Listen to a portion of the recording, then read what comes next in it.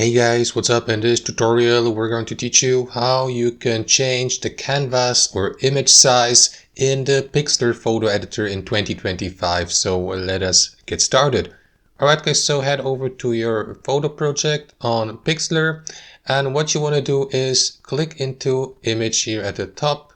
So what you want to do after that is select image size. Not canvas size, but image size in this case.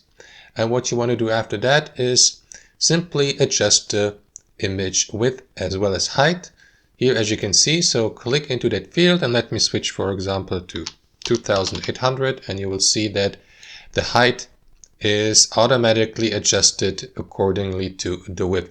If you'd like, for example, to play around with the aspect ratio, you may simply disable the aspect constraint, and that is going to allow you to add a custom height and also a custom width without affecting the other one, as you can see now. So if I change the width to 4000, the height will still stay at the previous value, guys. So let me show you how this would look like. Click into apply here.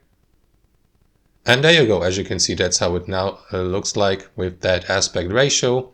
I don't like that setup, so I'm going to change it back. But that's at least, guys, how it works. Thanks for watching and have a wonderful day.